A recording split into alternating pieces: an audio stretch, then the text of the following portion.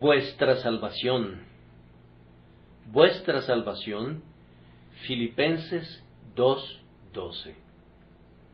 Esta mañana escogimos para nuestro texto las palabras vuestra salvación, no por alguna singularidad, ni tampoco por el más mínimo deseo de que la brevedad del texto les provocara asombro, sino porque, al anunciar sólo estas dos palabras, nuestro tema podrá ser expuesto ante ustedes con mayor claridad.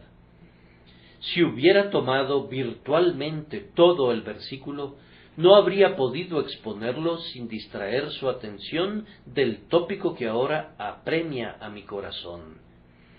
Oh, que el Espíritu Divino haga ver a cada una de sus mentes la indecible importancia de vuestra salvación. Hay personas que nos dicen que asisten para oírnos, pero que les hablamos acerca de temas sobre los que no tienen ningún interés.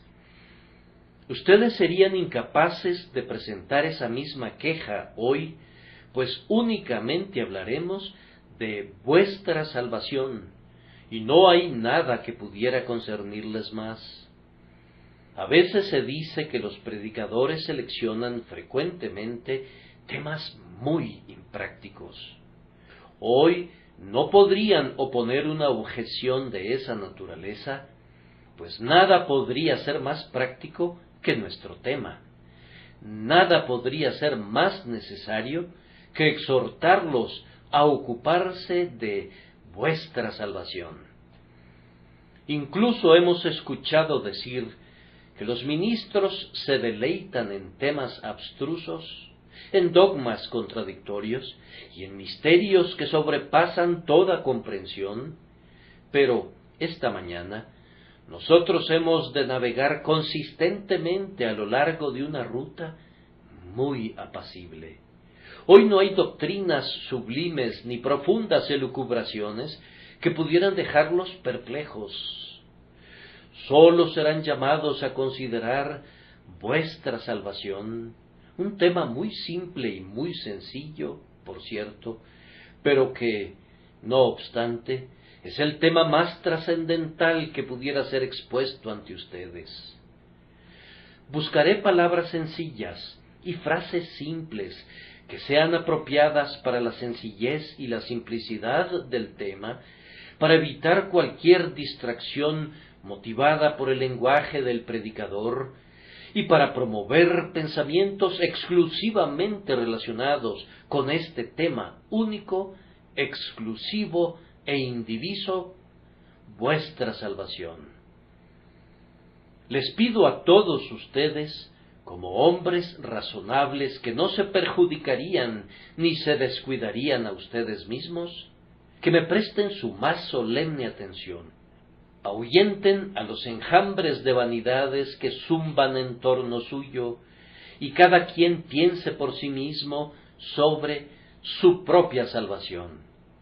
Oh, que el Espíritu de Dios aísle a cada uno de ustedes en una soledad mental, y constriña a cada uno de ustedes individualmente a enfrentar la verdad relativa a su propio estado.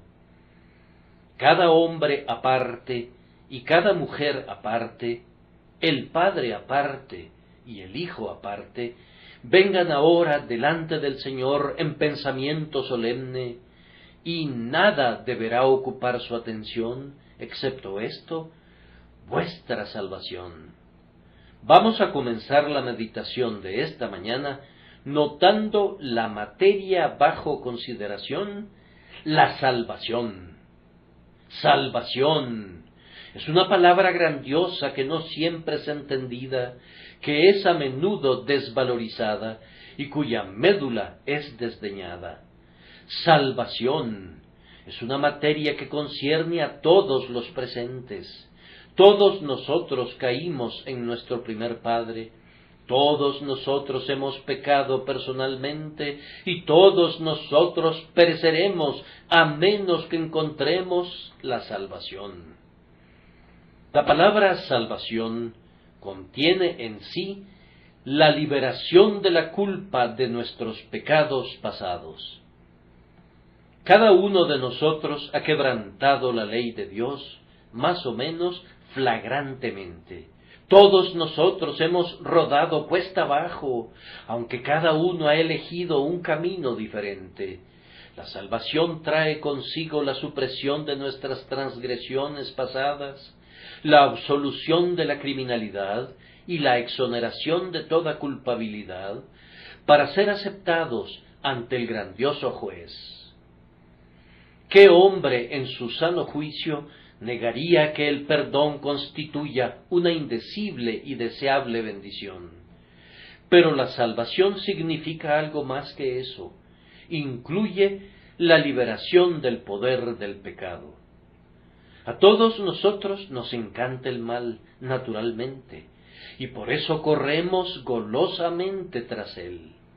Somos esclavos de la iniquidad y amamos la servidumbre. Esto último es el peor rasgo del caso.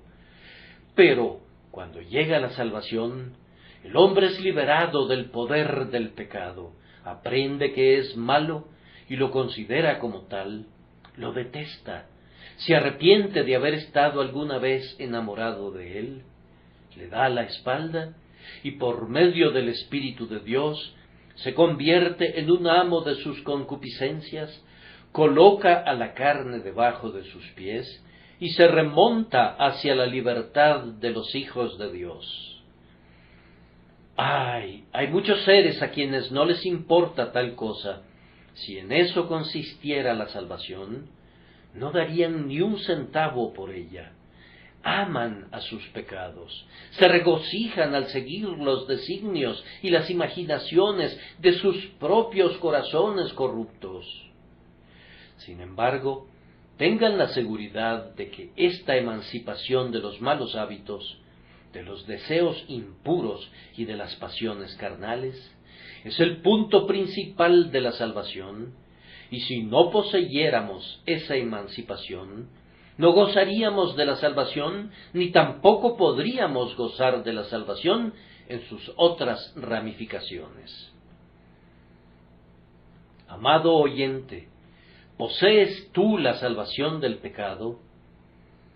¿Has escapado de la corrupción que hay en el mundo debido a la concupiscencia? Si no fuera así, ¿qué tienes que ver con la salvación? Para cualquier individuo de mente recta, ser liberado de los principios impíos se considera como la mayor de todas las bendiciones. ¿Qué piensas de eso? La salvación incluye la liberación de la presente ira de Dios, que permanece sobre el hombre irredento en cada momento de su vida. Toda persona que no goza del perdón es objeto de la ira divina. Dios está airado contra el impío todos los días. Si no se arrepiente, Él afilará su espada. El que no cree ya ha sido condenado, porque no ha creído en el nombre del unigénito Hijo de Dios. Oigo frecuentemente la declaración de que este es un estado de prueba. Ese es un gran error, pues nuestra prueba pasó desde hace mucho tiempo. Los pecadores han sido probados y han sido encontrados indignos. Han sido pesados en la balanza y hallados faltos. Si no han creído en Jesús, la condenación pende ya sobre ustedes. Si bien su castigo ha sido aplazado temporalmente, su condenación está registrada. La salvación extrae al hombre de la nube de la ira divina y le revela el amor divino. Puede decir entonces: cantaré a ti, oh Jehová, pues aunque te enojaste contra mí, tu indignación se apartó y me has consolado. Oh, no es el infierno en el tiempo venidero lo único que un pecador debe temer, sino también la ira de Dios que reposa ahora sobre él. Es algo terrible estar irreconciliado con Dios ahora. Es algo terrible tener la flecha de Dios apuntando hacia ti en este instante, aunque no haya sido soltada todavía de la cuerda. Cuando entiendes que eres el blanco de la ira de Jehová, eso basta para hacerte temblar de pies a cabeza. Armado tiene ya su arco y lo ha preparado. Toda alma que no está reconciliada con Dios por medio de la sangre de su Hijo está en hiel de amargura. La salvación nos libra de inmediato de este estado de peligro y separación. Ya no somos más hijos de ira, lo mismo que los demás, sino que somos hechos hijos de Dios y coherederos con Cristo Jesús. ¿Qué pudiera concebirse que sea más precioso que esto? Y luego, finalmente, recibimos esa parte de la salvación que los ignorantes ponen al principio, haciendo que constituya la totalidad de la salvación. Como consecuencia de ser liberados de la culpa del pecado, del poder del pecado y de la presente ira de Dios, somos liberados de la ira futura de Dios. Esa ira se descargará a su máxima potencia sobre las almas de los hombres cuando abandonen el cuerpo y estén delante del tribunal de su Hacedor, si partieren de esta vida sin ser salvos. Morir sin salvación es entrar en la condenación.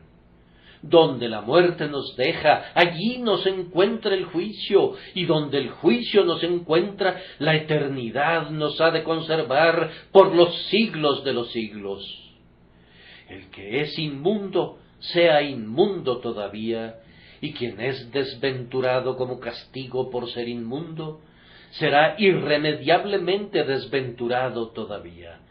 La salvación libra al alma de descender al abismo del infierno.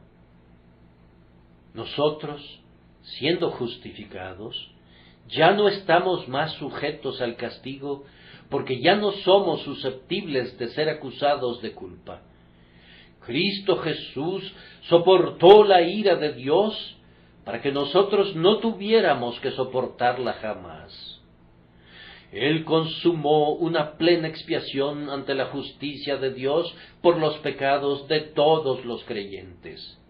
Contra el creyente no permanece ningún registro de culpa.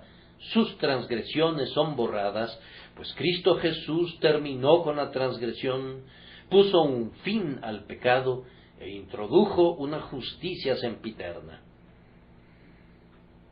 ¡Qué palabra tan amplia es esta salvación!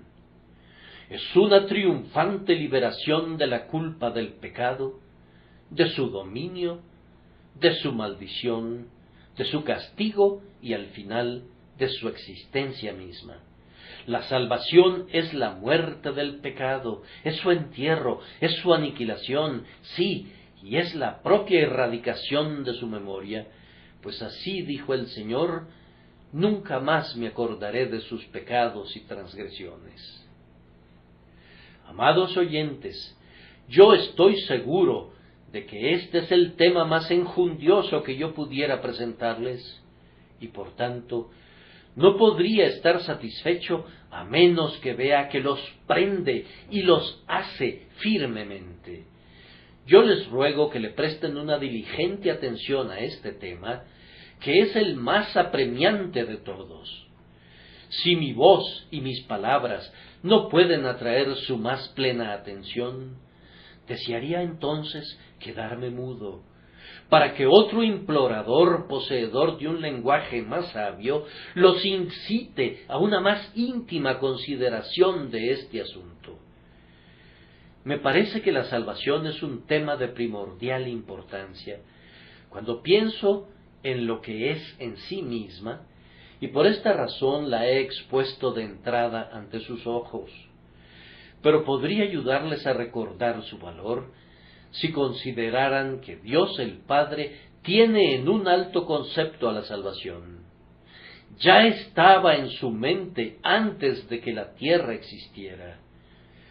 Él considera que la salvación es un asunto excelso, pues entregó a su Hijo para salvar a los pecadores rebeldes. Jesucristo, el unigénito, considera que la salvación es de suma importancia, pues se desangró y murió para consumarla. ¿Acaso he de tomar a la ligera aquello que le costó su vida? Él descendió del cielo a la tierra, ¿y seré yo lento para mirar al cielo desde la tierra? ¿Será de escasa importancia para mí aquello que le costó al Salvador una vida de celo y una muerte de agonía? Por el sudor sangriento de Getsemaní y por las heridas del Calvario, les suplico que tengan la certeza de que la salvación es digna de sus pensamientos más encumbrados y más ávidos. No podría ser que Dios el Padre y Dios el Hijo hicieran un sacrificio conjunto de esta manera, el uno entregando a su Hijo y el otro entregándose a sí mismo por la salvación. Y sin embargo, que la salvación fuera algo irrelevante y trivial. El Espíritu Santo tampoco la considera como algo sin importancia, pues condesciende a obrar continuamente en la nueva creación para efectuar la salvación. Él es a menudo vejado y entristecido, y sin embargo continúa todavía con sus perdurables labores, con el objeto de transportar a muchos hijos a la gloria. No desprecien ustedes lo que el Espíritu Santo estima, no sea que desprecien al propio Espíritu Santo. La Sagrada Trinidad tiene un alto concepto a la salvación, y nosotros no debemos descuidarla.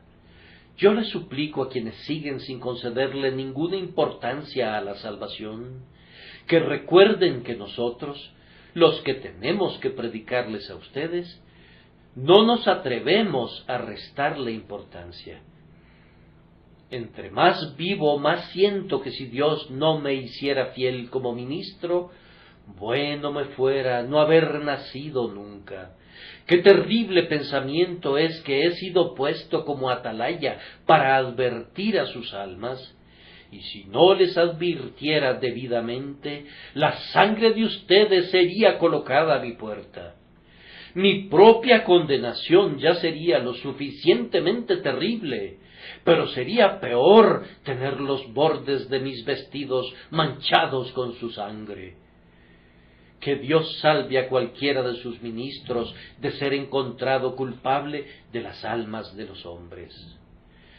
Cada predicador del Evangelio podría clamar con David: líbrame de homicidios, oh Dios, Dios de mi salvación. Oh oyentes indiferentes, ¿juzgan ustedes que la Iglesia de Dios valora a la salvación como un asunto de escasa importancia? Hombres y mujeres denodados por miles están orando día y noche por la salvación de otros, y también están trabajando y haciendo grandes sacrificios, y están dispuestos a hacer mucho más todavía, si pudieran servir de alguna manera para llevar a algunas personas a Jesús y su salvación. Ciertamente, si hombres compasivos y hombres sabios piensan que la salvación es tan importante, quienes hasta aquí la han descuidado deberían cambiar sus mentes al respecto y actuar con mayor cuidado para con sus propios intereses. Los ángeles piensan que es un asunto serio. Inclinándose desde sus tronos, tienen puesta su mirada sobre los pecadores arrepentidos, y cuando oyen que un pecador retorna a su Dios, despiertan de nuevo a sus arpas de oro y hacen resonar una música renovada delante del trono, pues hay gozo delante de los ángeles de Dios por un pecador que se arrepiente. También es cierto que los demonios consideran a la salvación como un asunto muy importante, pues su líder máximo anda alrededor buscando a quien devorar. Ellos no se cansan nunca de buscar la destrucción de los hombres. Saben cuánto glorifica a Dios la salvación y cuán terrible es la ruina de las almas, y por tanto recorren mar y tierra buscando destruir a los hijos de los hombres. Oh, yo te ruego, displicente oyente, que seas lo suficientemente sabio para tenerle pavor a ese destino que tu cruel enemigo, el diablo, quisiera gustosamente alcanzar para ti. Recuerda también que las almas perdidas consideran que la salvación es importante. Cuando estaba en este mundo, el hombre rico no tenía en alta estima otra cosa que sus graneros y el almacenamiento de todo su producto. Pero cuando llegó al lugar del tormento, entonces dijo: Padre Abraham, envía a Lázaro a la casa de mi padre, porque tengo 5 hermanos, para que les testifique, a fin de que no vengan ellos también a este lugar de tormento. Las almas perdidas ven las cosas bajo una luz diferente de la luz que los deslumbró aquí abajo. Valoran las cosas sobre una base diferente de cómo las valoramos aquí, donde los placeres pecaminosos y los tesoros terrenales enturbian al ojo de la mente. Les ruego entonces por la bendita Trinidad, por las lágrimas y por las oraciones de los santos, por el gozo de los ángeles y de los espíritus glorificados, por la malicia de los demonios y la desesperación de los perdidos, que despierten del adormecimiento y que no descuiden una salvación tan grande. Yo no voy a despreciar nada que concierna a su bienestar, pero aseveraré resueltamente que nada les concierne tanto a todos ustedes como la salvación. Por supuesto que su salud les concierne. Manden llamar al médico si están enfermos. Cuiden bien la dieta y el ejercicio y todas las leyes sanitarias. Cuiden sabiamente de su constitución física y sus peculiaridades. Pero, ¿qué importa, después de todo, haber poseído un cuerpo sano si tuvieran un alma a punto de perecer? Riqueza, sí han de tenerla, aunque descubrirían que es algo vacío si pusieran su corazón en ella. Prosperidad en este mundo, gánenla si pudieran hacerlo limpiamente, pero ¿qué aprovechará el hombre si ganare todo el mundo y perdiere su alma? Un ataúd de oro sería una pobre compensación por un alma condenada. Ser echado fuera de la presencia de Dios. ¿Podría ser mitigada esa miseria por montañas de tesoros? ¿Podría ser endulzada la amargura de la segunda muerte por el pensamiento de que el desventurado fue una vez un millonario y que su riqueza podría afectar la política de las naciones? No hay nada en la salud o en la riqueza comparable a la salvación. Tampoco el honor y la reputación podrían resistir una comparación con ella. Verdaderamente no son sino chucherías y, sin embargo, a pesar de eso, ejercen una extraña fascinación sobre los hijos de los hombres. Oh, señores, si cada cuerda de todas las arpas del mundo hiciera resonar sus glorias, y si cada trompeta proclamara su fama, ¿qué importaría eso si una voz más potente les dijera: apartaos de mí, malditos, al fuego eterno preparado para el diablo y sus ángeles? Salvación, salvación, salvación. Nada en la tierra podría igualársele, pues su mercancía es mejor que la plata y su ganancia es mejor que el oro refinado. La posesión del universo entero no equivaldría a un alma perdida por el terrible daño que ha sufrido y que ha de sufrir por siempre. Amontonen mundos y que llenen las balanzas, sí, traigan tantos mundos como estrellas y carguen la balanza de un lado. En este otro lado coloquen a una sola alma dotada de inmortalidad y descubrirán que pesa más que todo lo demás. Salvación. Nada podría asemejársele. Oh, que sintamos su valor indecible y por tanto que la busquemos hasta poseerla en su plenitud.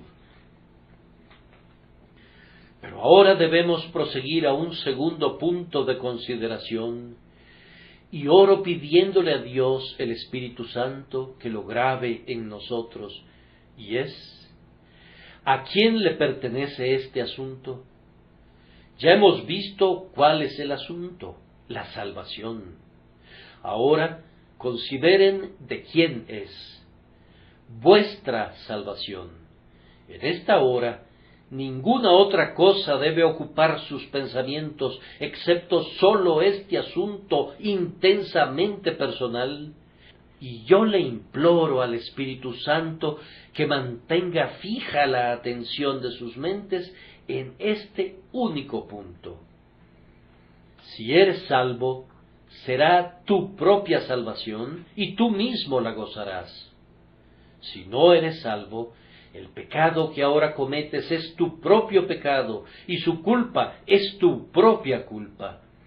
La condenación bajo la cual vives, con toda su falta de quietud y con su miedo o con toda su dureza y descuido, es propia tuya, es toda tuya. Podrías participar en los pecados de otros hombres y otros hombres podrían volverse partícipes de los tuyos. Pero hay un peso sobre tu propia espalda que nadie más podría tocar con ninguno de sus dedos.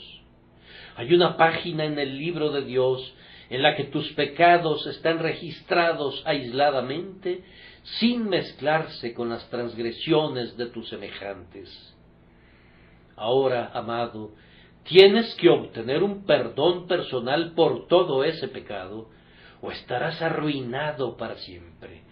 Nadie más puede ser lavado en la sangre de Cristo en sustitución tuya. Nadie puede creer y dejar que su fe ocupe el lugar de tu fe. La simple suposición del respaldo humano en materia de religión es monstruosa. Tú mismo tienes que arrepentirte, tú mismo tienes que creer, tú mismo tienes que ser lavado en la sangre, o de lo contrario no habría para ti ningún perdón, ninguna aceptación, ninguna adopción, ni ninguna regeneración. Se trata de un asunto personal de principio a fin. Ha de ser tu propia salvación, o de lo contrario, será tu propia ruina eterna. Considera con preocupación que has de morir personalmente. Nadie imagina que otro pudiera morir por él. Nadie podría redimir a su hermano ni darle a Dios un rescate. A través de esa puerta de hierro he de pasar solo, y tú también. Morir tendrá que ser nuestro asunto personal, y en ese morir hemos de tener ya sea consuelo personal o descorazonamiento personal. Cuando la muerte haya ocurrido, la salvación es todavía nuestra propia salvación, pues si soy salvo, mis ojos verán al Rey en su hermosura, verán la tierra que está lejos. Mis ojos lo verán, y nadie más lo hará a nombre mío. Tu corona no será llevada sobre la cabeza de ningún otro hermano. Tu palma no será mecida por la mano de algún extraño. Los ojos de ninguna hermana habrán de mirar por ti la visión beatífica, y el éxtasis de la bienaventuranza no habrá de llenar el corazón de alguien que te respalde como tu sustituto.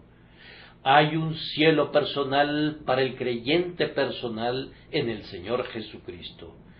Si la posees, entonces ha de ser tu salvación. Pero si no la posees, piensa de nuevo que ha de ser tu propia condenación. Nadie será condenado por ti. Nadie más podrá soportar los ardientes rayos de la ira de Jehová a nombre tuyo. Cuando grites, ocúltenme, oh rocas, escóndanme, oh montes, nadie dará un salto al frente para decir, puedes dejar de ser maldecido, pues yo me voy a convertir en una maldición por ti. Hoy existe un sustituto para todo aquel que cree, el sustituto designado de Dios, el Cristo de Dios. Pero si esa sustitución no fuere aceptada por ti, no podría haber otra nunca, sino que sólo quedaría para ti ser echado fuera personalmente para sufrir personalmente los dolores en tu propia alma y en tu propio cuerpo para siempre. Esto entonces lo convierte en el asunto más solemne.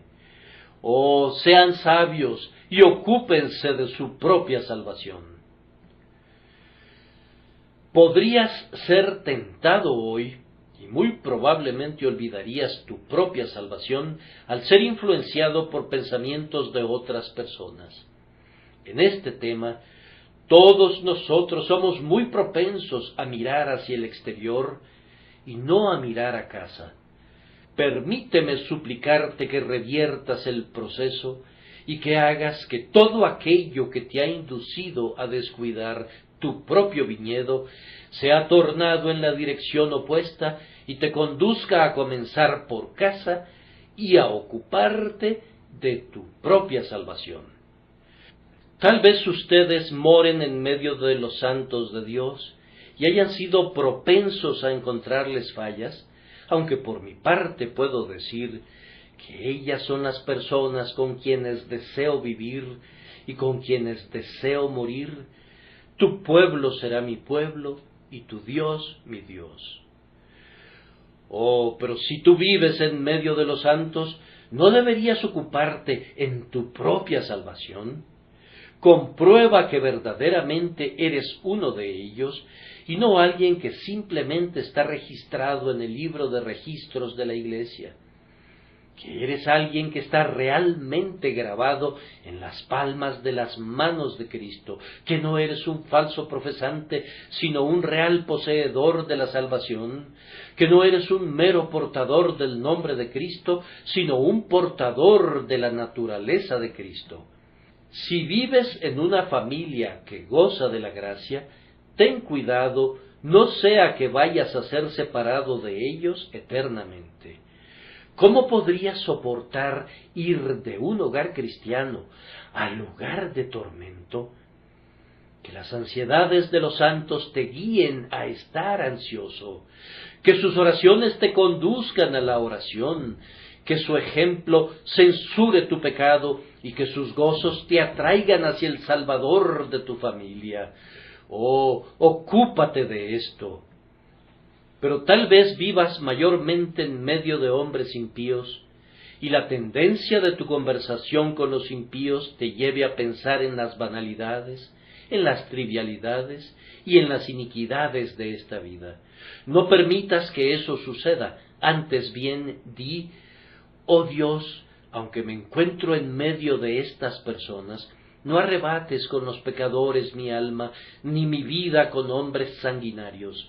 Concédeme que evite los pecados que cometen y la impenitencia de la cual son culpables. Sálvame, te lo ruego, oh Dios mío, sálvame de las transgresiones que cometen. Hoy, tal vez, algunas de sus mentes estén ocupadas con sus pensamientos de los muertos que quedaron dormidos recientemente. Tal vez haya algún pequeñito que está siendo velado en casa, o haya un padre que no ha sido depositado todavía en la tumba. Oh, cuando ustedes lloren por quienes se han ido al cielo, piensen en su propia salvación y lloren por ustedes mismos, pues se han separado de ellos para siempre, a menos que ustedes sean salvos. Ustedes les dijeron adiós a esos seres amados, un adiós eterno, a menos que ustedes mismos crean en Jesús. Y si alguno de ustedes se ha enterado de personas que han vivido en pecado y han muerto en la blasfemia y están perdidos, les ruego que no piensen en ellos descuidadamente para que no lleguen a sufrir la misma condenación. Pues, ¿qué dice el Salvador? ¿Pensáis que estos eran más pecadores que todos los demás pecadores? Os digo, no. Antes, si no os arrepentís, todos pereceréis igualmente. Me parece a mí como si todo lo de la tierra, y todo lo del cielo, y todo lo del infierno, sí, y Dios mismo, los invitan a buscar vuestra salvación primero y ante todo, y por sobre todas las otras cosas. Podría ser provechoso mencionar a algunas personas ante quienes este tema debe ser recalcado. Comenzaré por casa.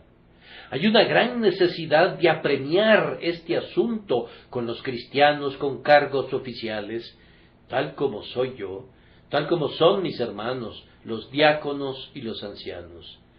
Si hubiere algunas personas que son propensas a ser engañadas, son aquellas que son llamadas por su oficio a actuar como pastores de las almas de otros.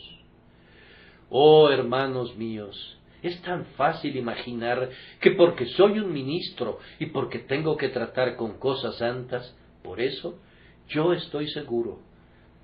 Oro pidiendo no caer nunca en ese engaño, antes bien que me aferre siempre a la cruz como un pobre y necesitado pecador que descansa en la sangre de Jesús. Hermanos ministros, colaboradores y oficiales de la Iglesia, no imaginen que el oficio pueda salvarlos. El hijo de la perdición era un apóstol mayor que nosotros en oficio, y sin embargo, en esta hora, es mayor en destrucción. Preocúpense ustedes, que son contados entre los líderes de Israel, de verificar que ustedes mismos sean salvos. Los propulsores de doctrinas imprácticas constituyen otra clase de personas que necesitan ser advertidas para que se ocupen de su propia salvación. Cuando oyen un sermón, se sientan con su boca abierta, listas a reaccionar bruscamente contra cualquier error a medias. Clasifican a un hombre como un ofensor por una simple palabra, pues se autodefinen como los estándares de la ortodoxia y sopesan al predicador al momento de hablar, y lo hacen con tanto aplomo como si hubiesen sido designados como jueces adjuntos del propio gran rey. Oh amigo, ponte tú mismo en la balanza. Podría ser una gran cosa tener una cabeza ortodoxa en la fe, pero es una cosa mejor tener un corazón recto. Yo podría partir un cabello entre ortodoxia y heterodoxia, y sin embargo, podría no tener ni parte ni porción en el asunto. Podrías ser un calvinista muy ortodoxo, o pudieras pensar que la ortodoxia está en otra dirección, pero, eso no es nada, es menos que nada, a menos que tu alma siente el poder de la verdad y tú mismo hubieres nacido de nuevo. Ocúpense de vuestra salvación, oh ustedes, hombres sabios en la letra, pero que no tienen al Espíritu. Así también necesitan ser advertidas ciertas personas que no son siempre dadas a curiosas especulaciones. Cuando leen la Biblia, no es para descubrir si son salvas o no, sino para saber si estamos bajo la tercera o la cuarta copas, cuándo ha de tener lugar el milenio, o qué cosa es la batalla de Armagedón. Oh amigo, escudriña todas estas cosas si tienes el tiempo y la habilidad, pero ocúpate primero de tu salvación. Bienaventurado el que entiende el libro del Apocalipsis. Con todo, antes que nada, entiende esto: el que creyere y fuere bautizado será salvo. El más brillante doctor en los símbolos y misterios del Apocalipsis será echado fuera tan ciertamente como el más ignorante, a menos que haya venido a Cristo y haya apoyado su alma sobre la obra expiatoria de nuestro grandioso sustituto. Yo sé de algunos seres que necesitan grandemente ocuparse de su propia salvación. Me refiero a quienes siempre están criticando a los demás. Difícilmente pueden asistir a algún lugar de adoración sin que estén observando el vestido o la conducta del vecino. Nadie está a salvo de sus comentarios, pues son jueces muy perceptivos y hacen observaciones muy perspicaces. Ustedes, que son criticones y chismosos, ocúpense de su propia salvación.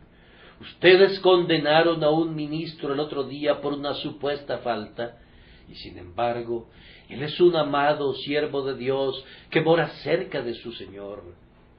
¿Quién eres tú, amigo, para usar tu lengua contra alguien como él?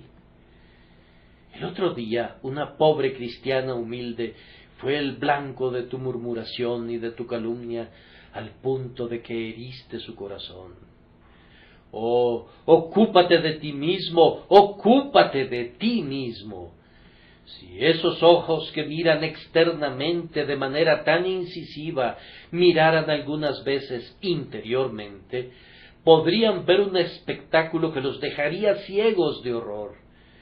Pero sería un bendito horror si los condujera a volverse al Salvador, quien les abriría esos ojos nuevamente y les concedería ver su salvación. Podría decir también que en este asunto de ocuparse de la salvación personal, es necesario hablarles a algunos que han respaldado ciertos grandes designios públicos. Yo confío ser un protestante tan ardiente como el que más, pero conozco también a muchos apasionados protestantes que sólo son un poco mejores que los católicos romanos, pues aunque los católicos de antaño estaban decididos a quemarlos, ellos ciertamente les negarían la tolerancia a los católicos de hoy si pudieran hacerlo, y en eso no veo ninguna diferencia entre los dos grupos de fanáticos intolerantes. Protestantes celosos, yo estoy de acuerdo con ustedes, pero les advierto que su celo en este asunto no los salvará ni suplirá el lugar de la piedad personal. Muchos protestantes ortodoxos serán encontrados a la siniestra del grandioso juez, y ustedes también, que por siempre están discutiendo agitadamente este o aquel tema público, yo les quisiera decir, dejen tranquila a la política mientras su propia política interna no haya sido puesta sobre un sólido fundamento. Tú eres un reformador radical y podrías enseñarnos un sistema de economía política que enderezaría todos nuestros errores y le daría a cada persona lo que le corresponde. Entonces, te ruego que corrijas tus propios errores, refórmate, entrégate al amor de Jesucristo, o ¿qué significaría para ti, aunque supieras cómo balancear los asuntos de las naciones y cómo regular los arreglos de todas las clases de la sociedad, si tú mismo eres aventado como el tamo delante del aventador del Señor? Que Dios nos conceda gracia, entonces, para que independientemente de cualquier otra cosa en la que nos involucremos, que guardemos la salvación en su lugar debido y procuremos hacer firme nuestra vocación y elección. Y ahora, en tercer lugar, que se nos conceda la gracia para hablar debidamente, voy a responder a ciertas objeciones. Me parece oír que alguien dice, bien, pero ¿acaso tú no crees en la predestinación? ¿Qué tenemos que ver nosotros con ocuparnos de nuestra salvación? ¿Acaso no está fijado todo? Necio, pues difícilmente podría responderte sin darte el título correcto. ¿No estaba fijado que debías mojarte o no al venir a este lugar? Entonces, ¿para qué trajiste tu paraguas? ¿No está fijado que debes ser alimentado hoy con alimento o que debes pasar hambre? Entonces, ¿para qué irás a casa y tomarás tu alimento? ¿No está fijado que vivirás o no el día de mañana?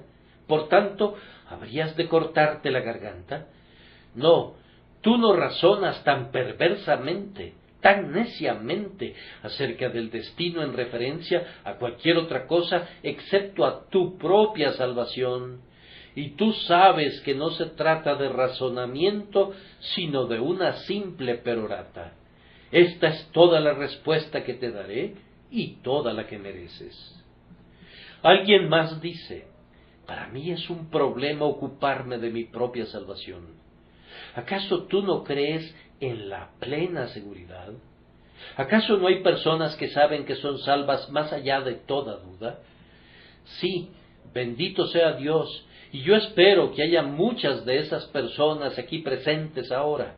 Pero déjenme decirles quiénes califican para estar en esa categoría. Son personas que no temen examinarse a sí mismas. Si me encuentro con alguien que diga, yo no tengo ninguna necesidad de examinarme más a mí mismo, yo sé que soy salvo, y por tanto no tengo ninguna necesidad de ocuparme al respecto, yo me aventuraría a decirle, amigo, tú ya estás perdido. Este considerable engaño tuyo te ha conducido a creer en una mentira. No hay personas tan cautelosas como aquellas que poseen plena seguridad, y no hay personas que tengan tanto temor santo de pecar contra Dios, ni que caminen tan cuidadosamente y con tanta cautela como aquellas que poseen la plena seguridad de la fe. La presunción no es una seguridad, aunque, muchos piensan que lo es. Ningún creyente que posea la plena seguridad objetará jamás a que se le recuerde la importancia de su propia salvación. Pero surge una tercera objeción. Esto es algo muy egoísta, dirá alguien. Tú nos has estado exhortando a que nos miremos a nosotros mismos y eso es puro egoísmo. Sí, eso afirmas, pero déjame decirte que es un tipo de egoísmo que es absolutamente necesario antes de que pueda ser abnegado. Una parte de la salvación es ser liberado del egoísmo, y yo soy lo suficientemente egoísta para desear ser liberado del egoísmo. ¿Cómo podrías ser de algún servicio para los demás si tú mismo no eres salvo? Un hombre se está ahogando. Yo estoy sobre el puente de Londres. Si yo saltara del parapeto y supiera nadar, podría salvarlo. Pero supongan que no sé nadar. Entonces, ¿podría prestar algún servicio saltando hacia una muerte súbita y cierta conjuntamente con el hombre que se está hundiendo?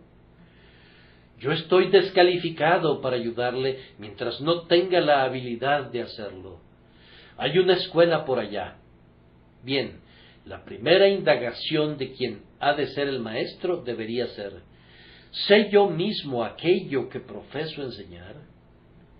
¿Llamas a eso una indagación egoísta? En verdad es una indagación sumamente abnegada, basada en el sentido común. Ciertamente el hombre que no es tan egoísta como para preguntarse, ¿estoy calificado para actuar como maestro?, sería culpable de una crasa negligencia si se entregara a un oficio al que no estaba capacitado para desempeñar. Voy a suponer a una persona iletrada que entra a una escuela y dice, yo seré el maestro aquí y recibiré la paga, y, sin embargo, no puede enseñarles a los niños a leer o escribir. ¿No sería muy egoísta si no se ocupara de su propia idoneidad? Pero seguramente no es egoísmo lo que haría al hombre dar un paso hacia atrás y decir, no, primero he de asistir yo mismo a la escuela, pues de otra manera me estaría burlando de los niños si yo intentara enseñarles algo. No es el egoísmo entonces cuando es visto apropiadamente lo que nos hace ocuparnos de nuestra propia salvación, pues es la base desde la cual operamos para bien de los demás. Habiendo respondido a esas objeciones, voy a intentar brevemente prestar alguna ayuda a quienes de buena gana quisieran estar en lo correcto, en las cosas mejores. ¿Le ha agradado al Espíritu Santo inducir a alguien aquí presente a poner empeño en lo tocante a su propia salvación? Amigo, yo te voy a ayudar a responder a dos preguntas. Primero, pregúntate, ¿soy salvo? Quisiera ayudarte a responder eso muy rápidamente. Si eres salvo esta mañana, eres objeto de una obra dentro de ti, como dice el texto, ocupaos en vuestra propia salvación con temor y temblor, porque Dios es el que en vosotros produce así el querer como el hacer. Ustedes no pueden obrarla adentro, pero cuando Dios la obra en ustedes, ustedes la aplican afuera. ¿Tienen una obra del Espíritu Santo en su alma? ¿Sienten algo más de lo que la naturaleza humana, sola y sin ayuda, podría alcanzar? ¿Han experimentado un cambio que es obrado en ustedes desde lo alto? Si así fuera, eres salvo. Además, ¿descansa tu salvación enteramente en Cristo? Quien depende de cualquier otra cosa excepto de la cruz, depende de aquello que lo engañará. Si tú estás afirmado en Cristo, estás sobre una roca. Pero si tú confías en parte en los méritos de Cristo y en parte en tus propios méritos, entonces tienes un pie sobre la roca, pero tienes el otro pie sobre arenas movedizas. Y es como si tuvieras ambos pies sobre arenas movedizas, pues el resultado será el mismo. Nadie sino Jesús puede hacer el bien a pecadores desvalidos. Tú no eres salvo a menos que Cristo sea todo en tu alma, el alfa y la omega, el comienzo y el fin, lo primero y lo último. También juzga por esto. Si eres salvo, le has dado la espalda al pecado, no has dejado de pecar. Dios quiera que pudiéramos dejar de hacerlo, pero has dejado de amar al pecado. Ya no pecas deliberadamente, sino que lo haces por debilidad. Ahora buscas empeñosamente a Dios y la santidad. Le tienes respeto a Dios, deseas ser semejante a Él y anhelas estar con Él. Tu rostro mira hacia el cielo. Eres como un hombre que viaja al Ecuador. Sientes más y más la cálida influencia del calor y de la luz celestiales. Ahora, si el curso de tu vida fuere tal que no caminas en pos de la carne, sino en pos del Espíritu, y produces los frutos de la santidad, entonces eres salvo. La respuesta a esa pregunta debe ser dada con gran honestidad e integridad para con tu propia alma. No seas un juez demasiado parcial. No concluyas que todo está bien porque las apariencias externas son hermosas. Delibera antes de entregar un veredicto favorable. Júzgate tú mismo para que no seas juzgado. Sería mejor que no se condenaran ustedes mismos y que fueran aceptados por Dios, a que se absolvieran a ustedes mismos y descubrieran su error al final. Pero supongan que esa pregunta tuviera que ser respondida negativamente por alguien, y me temo que así ha de ser, entonces que quienes confiesen que no son salvos oigan la respuesta a otra pregunta. ¿Cómo puedo ser salvo? Ah, querido oyente, No tengo que traer un volumen gigantesco ni una carga completa de folios en mi brazo y decirte, te llevará meses y años entender el plan de salvación. No, el camino es plano y el método simple. Si crees, serás salvo al instante. La obra de Dios de salvación es instantánea en lo que se refiere a su comienzo y su esencia. Si tú crees que Jesús es el Cristo, eres nacido de Dios ahora. Si te colocas en espíritu al pie de la cruz y contemplas al Dios encarnado sufriendo, desangrándose y muriendo allí, y si al tiempo que lo miras tu alma consiente en recibirlo como su Salvador y se echa de lleno sobre él, tú eres salvo.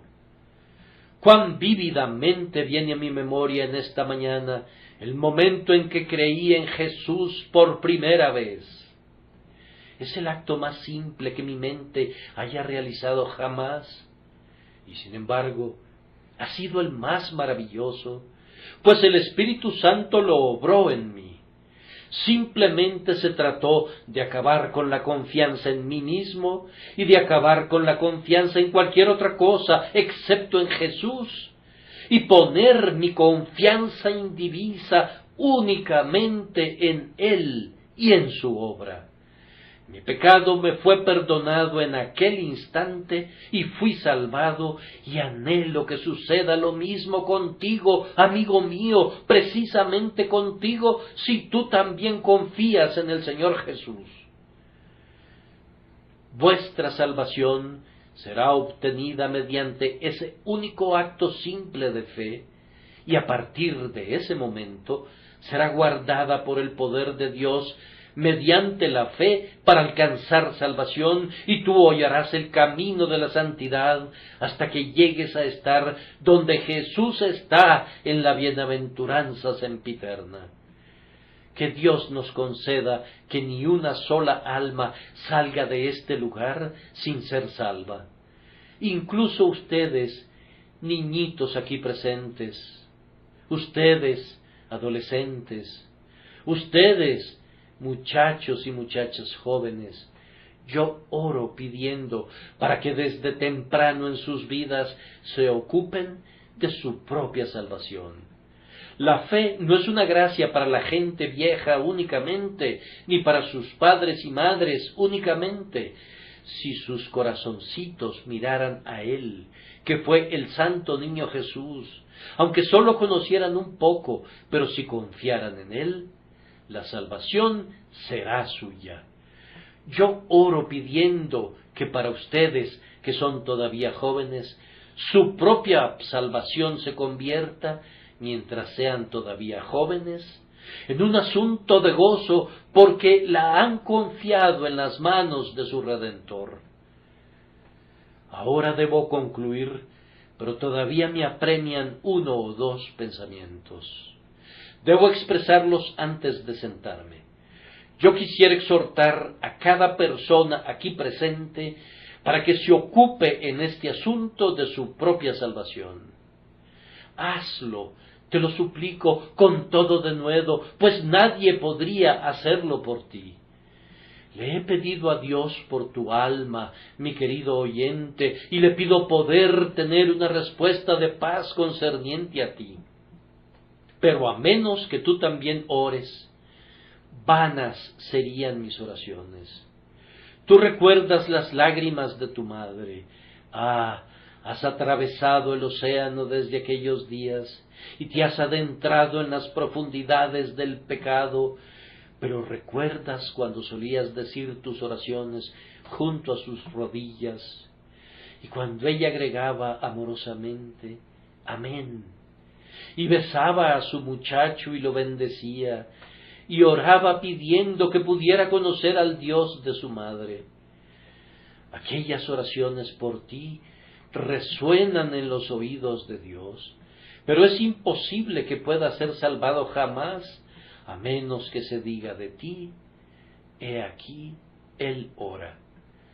La santidad de tu madre sólo podría levantarse en juicio para condenar tu maldad deliberada, a menos que la imites.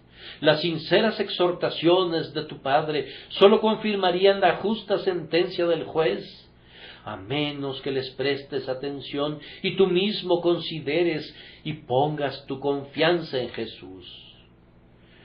O consideren cada uno de ustedes que sólo hay una esperanza y que si esa única esperanza se perdiera, se perdería para siempre.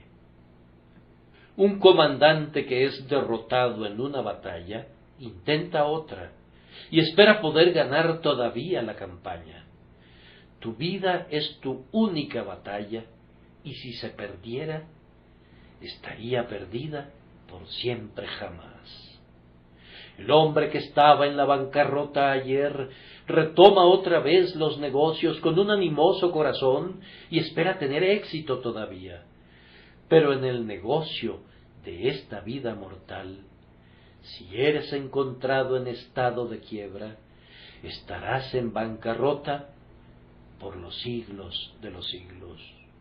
Por tanto, te exhorto en verdad, por el Dios viviente, delante de quien estoy y ante quien podría tener que rendir cuentas de la predicación de este día antes de que el sol de otro día salga, te exhorto a ocuparte de tu propia salvación.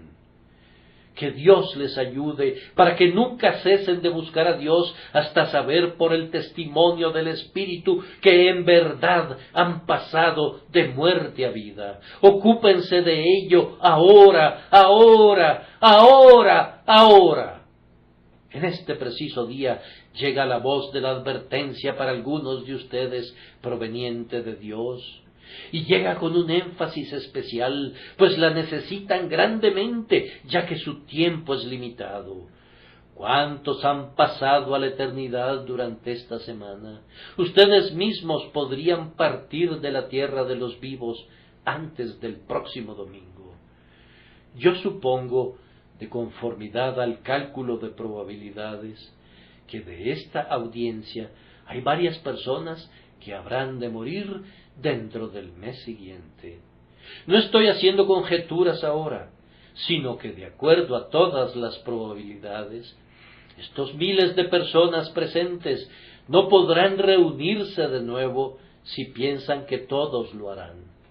Entonces, ¿quiénes entre nosotros serán citados a la tierra desconocida?